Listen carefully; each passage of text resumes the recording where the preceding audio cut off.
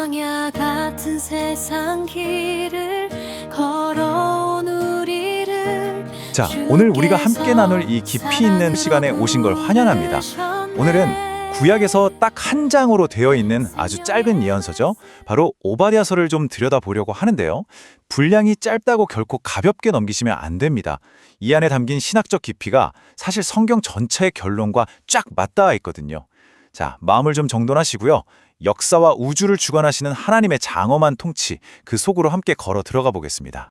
말씀을 따라 걷다입니다.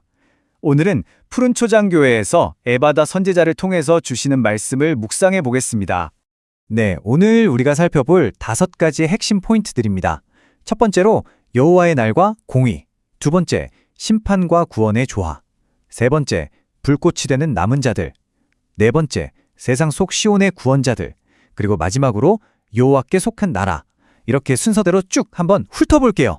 그럼 바로 첫 번째 주제인 여호와의 날과 공의, 그리고 보편적 심판으로 넘어가 보겠습니다. 여러분, 여호와의 날이라는 표현 구약에서 꽤 자주 보셨죠?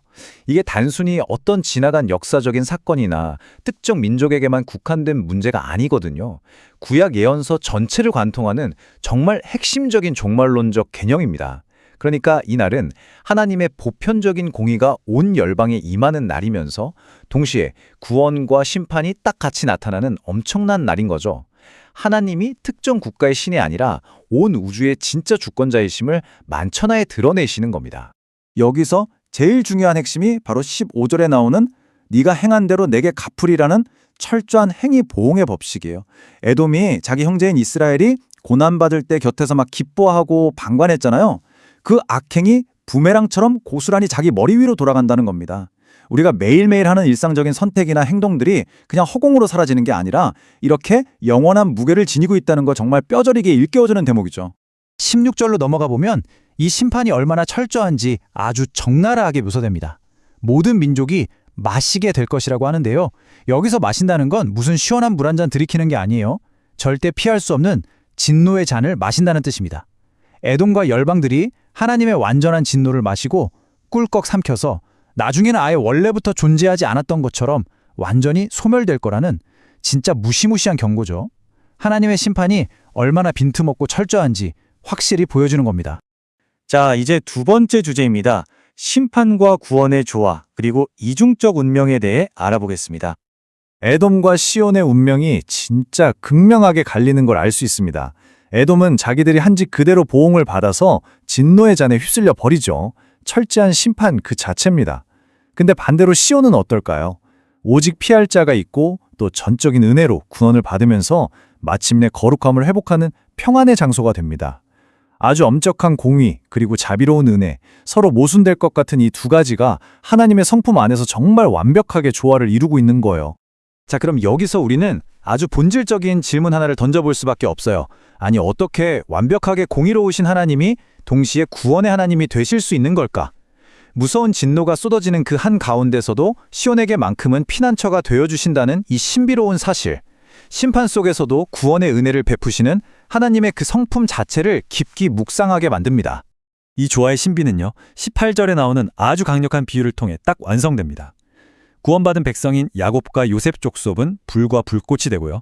그렇게 교만했던 에돔 족속은 그 불 앞에 놓인 초계, 그러니까 바싹 마른 지푸라기 신세로 전락해버려요.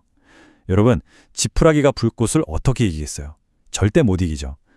인간이 아무리 권세를 부리고 교만하게 굴어도 하나님의 공의 앞에서는 순식간에 타버릴 지푸라기에 불과하다는 걸 너무나 확실하게 보여줍니다. 이어서 세 번째 주제, 불꽃이 되는 남은 자들, 불 속에서 보존된 자들로 넘어가 보겠습니다. 바로 여기서 기독교 역사에서 너무나 중요한 남은 자 신학이라는 개념이 등장합니다. 17절에서 오직 시온산에 피할 자가 있으리니 라고 하셨잖아요. 세상이 아무리 악하고 어두워도 하나님은 늘 신실한 소수를 남겨두시고 그들을 통해 구원의 역사를 이어가신다는 거예요. 그리고 이 남은 자라는 개념은 훗날 신약 시대로 넘어오면서 거룩한 공동체, 즉 오늘날 우리 교회의 정체성으로 아주 자연스럽고 완벽하게 이어지게 됩니다. 그렇다면 여기서 말하는 시온의 진정한 회복은 과연 뭘까요? 예전에 누렸던 정치적인 힘이나 세상적인 성공을 다시 찾는 걸까요? 아닙니다. 회복의 진짜 본질은 바로 거룩함의 완전한 회복이에요. 그 뜨거운 심판의 불을 통과하면서 온갖 불순물들은 다 타없어지고 오직 정결한 시온 공동체로 새롭게 태어나는 것. 바로 이것이 남은 자들을 향한 하나님의 궁극적인 목표인 겁니다. 네 번째 주제입니다. 세상 속 시온의 구원자들, 교회의 사명에 대해 살펴볼 차례네요.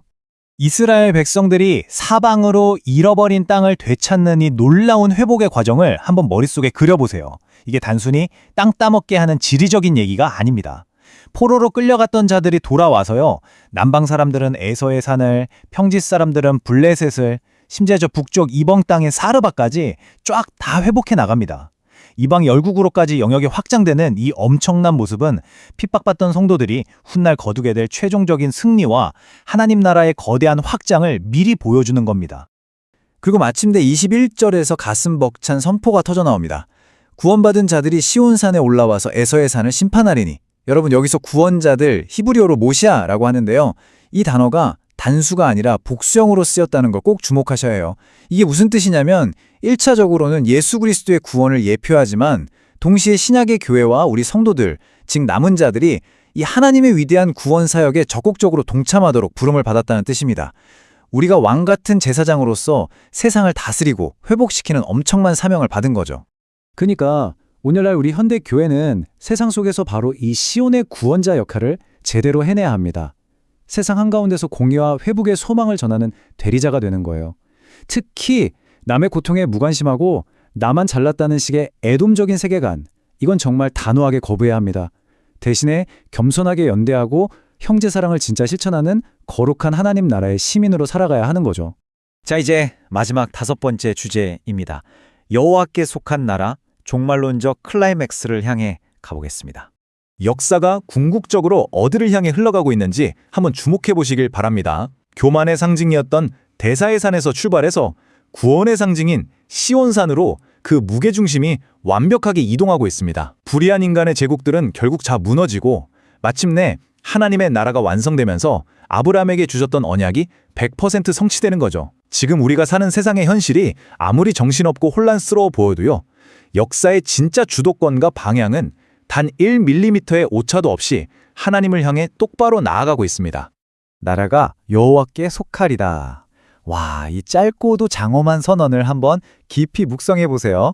이건 사탄의 세력을 완전히 파하시고 자기 백성을 구원하시는 하나님의 궁극적인 승리, 그리고 그분 통치의 완전한 회복을 온 우주에 선포하는 겁니다.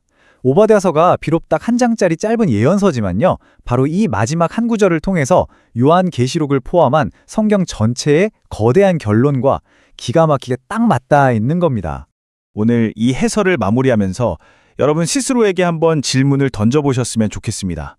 온 열방에 임할 여호와의 날이 점점 다가오고 있습니다. 여러분은 지금 금방이라도 훅 타버릴 에돔의 교만이라는 그 알량한 지푸라기 위에 인생의 집을 짓고 계신가요? 아니면 풀무불을 통과해 정금같이 나아올 시온의 거룩한 불꽃으로 하루하루를 살아가고 계신가요? 다가올 여호와의 날을 의식하며 늘 깨어있는 벅찬 하루를 살아가시기를 강력하게 도전합니다. 지금까지 말씀을 따라 걷다였습니다. 다음 시간부터는 요나설에 묵상해 보겠습니다. 오늘도 말씀과 함께 편안한